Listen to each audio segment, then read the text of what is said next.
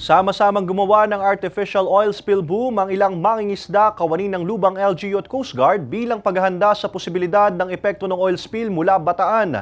Narito ang report ni Denise Abante.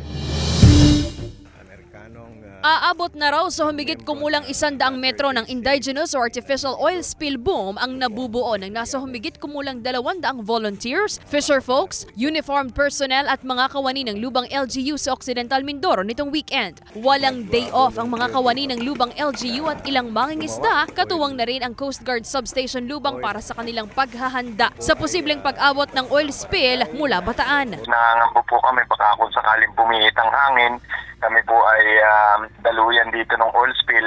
Kaya ngayon pa lang po, naghahanda na po kami. Ayon sa alkalde, hinati sa kanya-kanyang grupo ang paggawa ng artificial oil spill boom. Mula sa paghahati ng mga bunot at paglalagay ng mga ito sa isang net, gumamit na rin sila ng mga tela at plastic bottles. Tuloy-tuloy din ang pagdating ng mga hinakot na bunot mula sa iba't ibang barangay sa Lubang. Kung sakali na dumating po dito yung oil spill sa aming bayan, hindi na po kami matataranta. Hanggang sa ngayon po, may mga nangungulekta pa po para sa susunod na linggo, weekend, ay gagawin po ulit namin, pagtutulong-tulungan po ulit namin. Bagamat wala pang oil spill sighting sa karagatang sakop ng Lubang Island, minabuti na raw nilang maghanda. Sa aming pag-aaral, up to August 13, ay ang wind direction po ay habagat po. Papunta po ito ng Manila Bay, papunta ng Cavite.